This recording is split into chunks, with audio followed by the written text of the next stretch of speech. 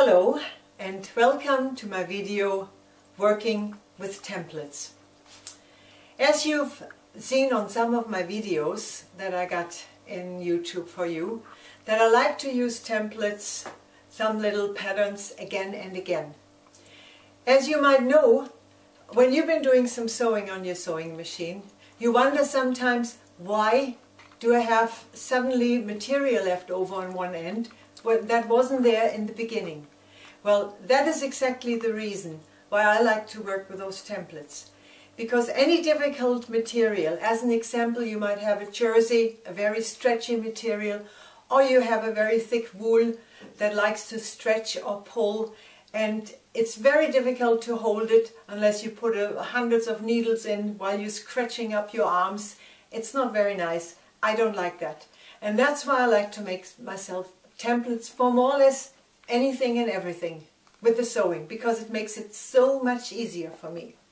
So first question would be, where should you make some templates out of?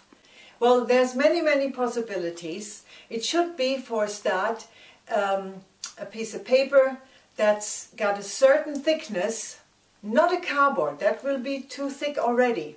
So I show you some ideas here that I have. In case if you have, or you will have, somewhere in your bookshelf or with your papers in your office, some folders. These kind of folder materials are actually quite the right thickness that you can make these templates out of. As well, sometimes in folders you find some extra pieces of paper that are put in there when you buy them.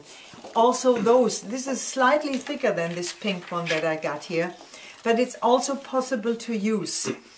The ones I've been using is I have from when I was working in the industrial business, so that's why you see those colors.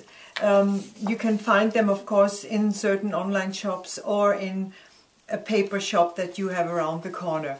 So it should be slightly bendable, it should not be too hard and not too thick, because you still have to put it between the material, under your presser foot on the machine.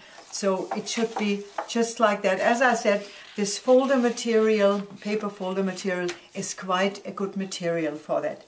So I like to show you, I have patterns for practically anything. Any kind of pockets I got pattern for, not only to stitch around a pocket. I also use these patterns for ironing. Now this one is a much harder one than these, you can see.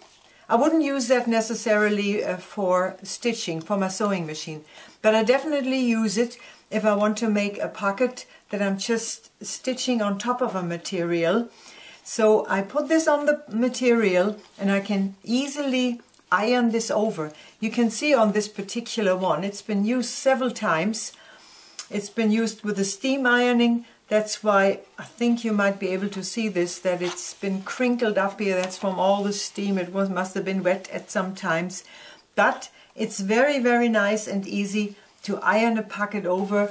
I show you as an example. If this is the pocket you would like to do, then you just go around with the ironing like that and around this pattern, and you get a beautiful edge done for your pocket. So that's another example. For any kind of flaps you have, I always got loads and loads of different ones there for any kind of flap, as I'm saying. This is as an example for in a coat in the back. This is the neck part that I like to sometimes stitch in the back and put a nice design on it for my stitching machine. Emblem.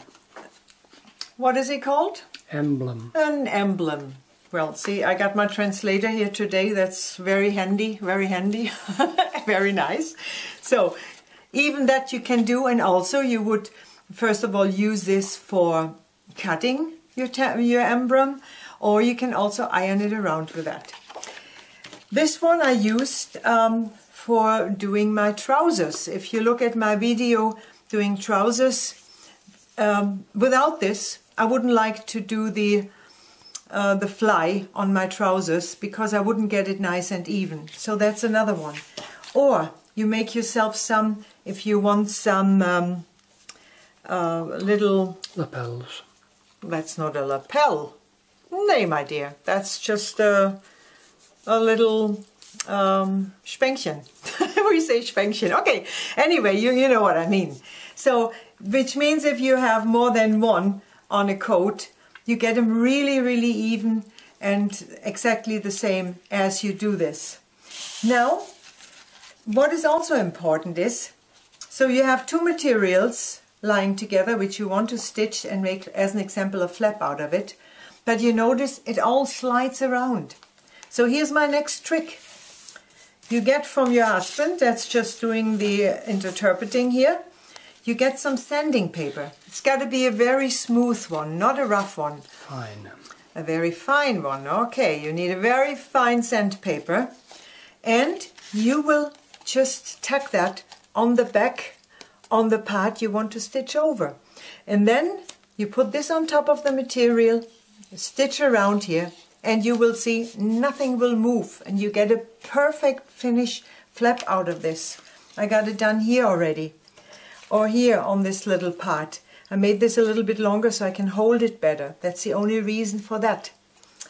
And what I definitely always have lying next to me on my sewing machine is all different kind of widths for anything I want to stitch. If it's pockets, if it's just because something is moving under my sewing machine, or this big one if you wonder, if you make a big kilt blanket or you want to make yourself a winter jacket with a thick lining inside, then you have the lining, you have the material, you do your first stitch, then you lie this onto the first stitch and you continue on, and everything will be flat, nothing will be pulled, all your seams will be as straight as you wished it to be.